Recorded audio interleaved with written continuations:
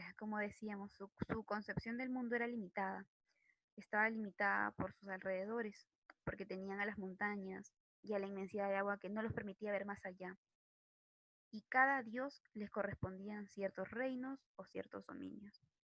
Los dioses para la religión mesopotámica eran inmortales y eternos, eran capaces de crear la realidad con la mera palabra. Por otro lado, abundaban las narraciones de las muertes y renacimientos.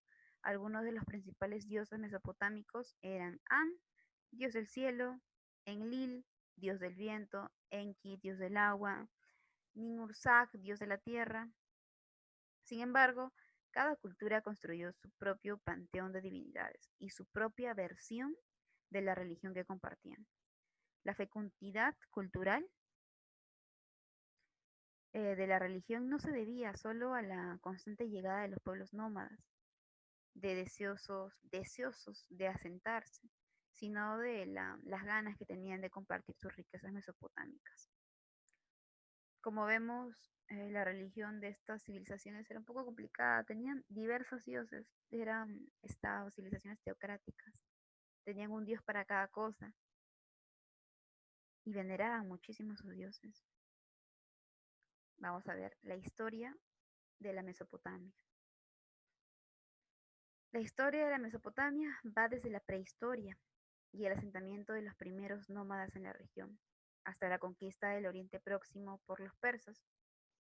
Sus orígenes se dan con las primeras comunidades agrícolas mesopotámicas que surgieron alrededor del 7000 a.C.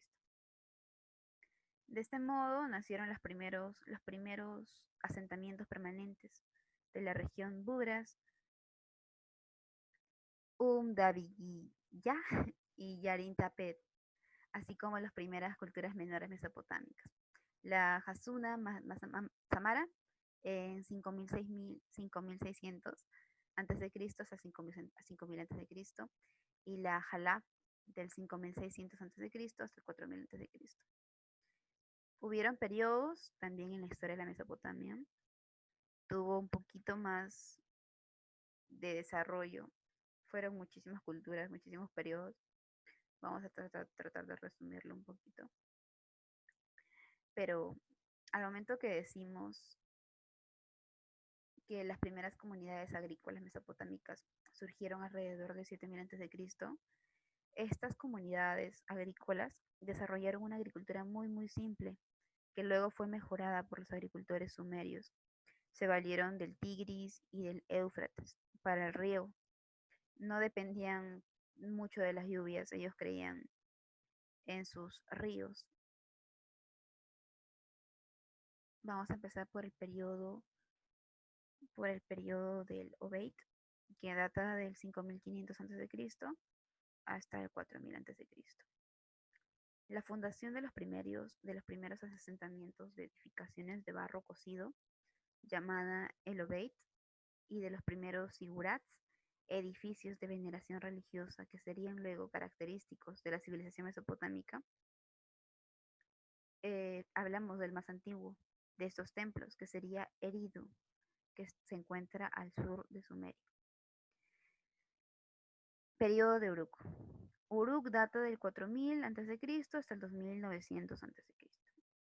Este periodo inicia con el surgimiento de la primera ciudad de la historia, Uruk, junto con los primeros registros escritos cuneiformes y la aparición del metal, cobre, estaño, bronce, y de la rueda, que revolucionó el transporte para siempre. Esta es la época del nacimiento de la vida urbana.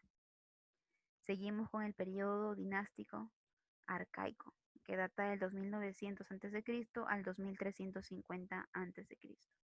Este periodo inicia con el surgimiento de las primeras ciudades-estado, que compitieron con Uruk en importancia, como Uruk y Kish, alcanzando poblaciones entre 10 y 50.000 habitantes.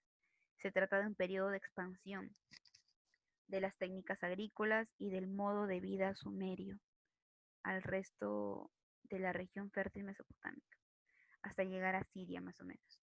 La construcción de los primeros palacios y las primeras murallas en torno a las ciudades solo pueden indicar que este también fue un periodo de constantes guerras y disputas políticas, en el que las ciudades de Uruk, Ur, Kish, Lagash y Yuma se disputaron la supremacía sucesivamente. Siempre peleaban por ver quién tenía mayor poderío, y claro, por tener uno el territorio del otro. Seguimos por el Imperio Acadio, que data del 2350 a.C. hasta el 2160 a.C. Este fue el nombre de la dinastía semítica que se instaló en Sumeria y conquistó las ciudades bajo el mandato del rey Sargón I de Acadia. Durante su reinado, Mesopotamia construyó redes de intercambio con las civilizaciones del valle de Indo, Egipto y Anatolia. Seguido de esto, se desarrolló el periodo de los Gutis, de 2150 hasta el 2100 a.C. El periodo de los Gutis. El imperio acadio sucumbió durante el reinado del rey Ur-Utu, fruto de tensiones internas y de las invasiones de los pueblos nómadas, Gutis y Luyubis, provenientes de la cordillera de Zagros. Los Gutis gobernaron brevemente, haciendo de Lagash su centro político, gobernado por un hombre de nombre Judea, quien no aceptó el título de rey y llevó a cabo un gobierno pacífico y de crecimiento.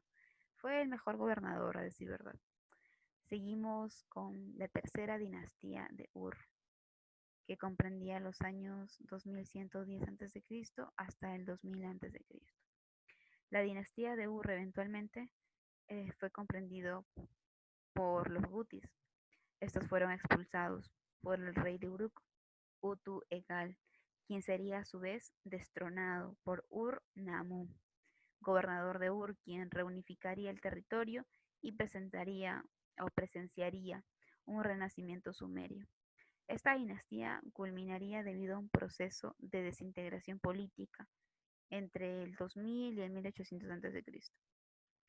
Condujo a la disolución de la dinastía de Ur, en parte debido a las invasiones de los Amurru y Amoritas provenientes del oeste.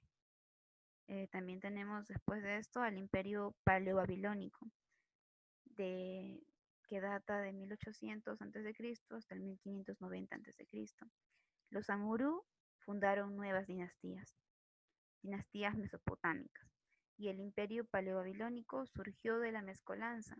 Su sexto rey, Hammurabi, fue célebre por su gobierno, floreciente en artes y en ciencias, así como en la conquista de militares, a tal punto que la región dejó de llamarse Sumeria o Acadia para empezar a ser llamada Babilonia. La lengua sumeria sobrevivió en los registros escritos, pero no era hablada ya en la época, y nuevos dioses amoritas se sumaron al panteón mesopotámico. Vamos por el periodo de segregación, que data de 1590 hasta el 1000 a.C. El periodo de segregación comprendió la muerte de Hammurabi. Esta muerte condujo al debilitamiento de Babilonia y a las invasiones de los pueblos, casitas, de orígenes enigmáticos. Estos invasores fundaron nuevas dinastías. Fundaron así la Babilonia casita, 1590 hasta el 1160 a.C., a medida que se integraron con la cultura local. A ellos le siguieron nuevos recién llegados, indio-europeos, que fueron reinos periféricos de Mesopotamia, como los hititas, hurritas, Peselet. También surgieron gradualmente los asirios, de quienes se desconoce el origen, y cuyos territorios quedaron inicialmente bajo dominio babilónico. Ya como penúltimo imperio, vamos a ver al imperio neoasirio, de 1000 a.C. hasta 650 a.C.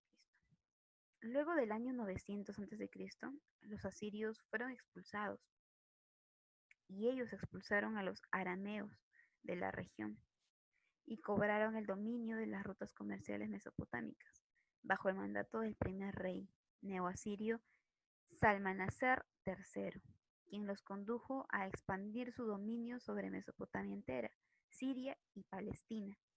A esta extensión prosiguió un periodo de enorme conflictividad política y pugnas internas y externas, que conduciría claramente a la guerra, una guerra con Judá y la descendencia siria. Así resurgió la cultura babilónica, bajo la conducción del rebelde caldeo Nabopolassar. Los asirios fueron barridos del mapa político, su lengua fue borrada y su imperio dividido entre los medos y los caldeos. Por último tenemos al imperio neobabilónico, que dató del 612 a.C. al 539 a.C. Los babilónicos resurgieron en la región y florecieron bajo el mandato del hijo de Nabopolassar, el célebre Nabucodonosor II, quien conquistó el reino de Judá y destruyó Jerusalén. Sin embargo, después de ser destronado y reemplazado por el rey Nabonido, considerado un rey enloquecido que no supo hacer frente a la conquista de Babilonia por Ciro el Grande, emperador persa, que en el 539 a.C., bajo el dominio persa, puso fin a la civilización mesopotámica. Los mesopotámicos así desarrollaron una cultura simple, una agricultura muy simple, que luego fue mejorada por los agricultores sumerios. Sabemos que se valieron solo de los ríos, no dependían de las lluvias, solo se dependían de los ríos Tigres y del Éufrates. Estas fueron sus principales periodos y dinastías.